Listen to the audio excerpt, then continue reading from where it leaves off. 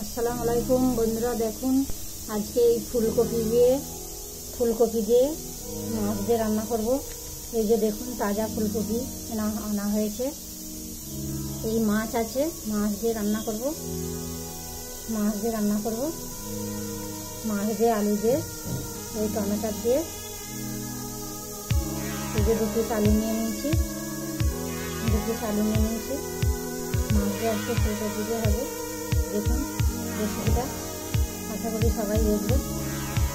দেখুন বন্ধুরা, এই যে ফুলকপি গোল গোল কেটে রেখে দিয়েছি, পেঁয়াজ কেটে রেখে দিয়েছি, সব রেডি করে রেখে দিয়েছি। এবার রান্নাটা চাপাবো। এই যে টমেটো কেটেছি, মাছের রেখে দিয়েছি, এবার ভাজা করে নেব।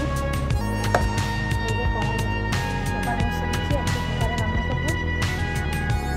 তারপর এই যে পেঁয়াজ লাল করা হচ্ছে, পেঁয়াজ ভাজা হচ্ছে। যে নুন দিয়ে দিলাম, এক এক করে মশলা দিয়ে দেবো, দিয়ে হলদি দিয়ে দিলাম, পুরো দিয়ে দিলাম। এই যে লঙ্কার গুঁড়ো এগুলো একসাথে, এই যে আদা রসুনের পেস্ট দিয়ে দিলাম, দিয়ে এবার নাড়বো। মশলাটা দিয়ে আলু দিয়ে ভালো করে নাড়বো। দিয়ে কড়াই আমার এই যে মাছ ভাজা হচ্ছে, মাছগুলো এক এক করে লাল লাল করে ভেজে নেবো, উঠিয়ে নেবো। এই কড়াটি আমি কপিটা একটু তেলে নিয়ে নিচ্ছি, তেলে নিয়ে নিলে কি খালি গন্ধটা চলে যাবে, খেতে ভালো লাগবে। এই কড়াটি তেল দিয়ে একটু নেড়ে নিচ্ছি, হালকা ভেজে নেবো, ভেজে নিয়ে তুলে নিয়েছি। তরকারির সাথে তো দিয়ে এবার নাড়বো। এই যে নাড়তেছি, নেড়ে একটু কষে নেবো। কষে না হয়ে গেলে তারপরে এর মধ্যে পানি দিয়ে দেবো। যে আলু ফুলকপি একসঙ্গে কথা হচ্ছে, তেলে হালকা ভেজে নিয়েছি কপিটা, আলুটা একটু কষে নিয়ে তারপরে পানি দেবো। আমি কুকারে প্রথম চাপিয়েছিলাম, কুকারটা ছোটো হয়ে গেছিলো বলে হাঁড়িতে ধরে নিয়েছি, চেমচে নিয়েছি। ফুলকপি আলু অনেকটাই হয়ে যাবে, তো এই জন্য আমি হাঁড়িতে ধরে নিয়েছি। দেখুন কষে নিয়ে পানি দিয়ে দেবো, কেন আবার মাছ দেবো, অনেকটাই হয়ে যাবে, ওই জন্য হাঁড়িতে ধরে নিয়েছি।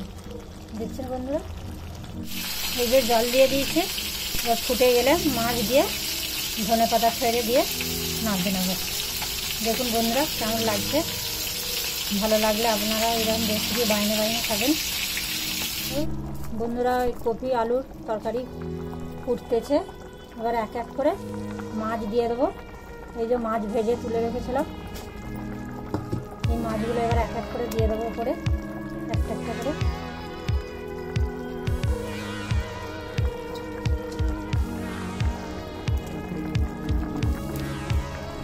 এই যে দিয়ে 5 মিনিট মতন একটু ফোটাবো, 5 মিনিট 2 মিনিট ফোটালেই হয়ে যাবে। দিয়ে ওপরে ধনেপাতা ছড়িয়ে নামিয়ে নেব। ওপরে ধনেপাতা দিয়ে দিলাম, ধনেপাতা কুচি রেখে দিয়েছিলাম, কুচিয়ে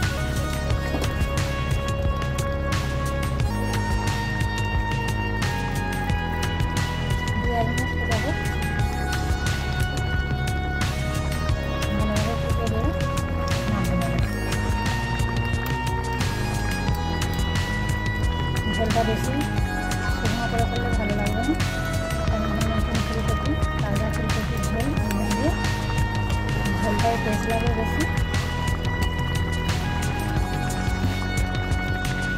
আপনাদের কার এই রেসিপিটা ভালো লাগে বলবেন।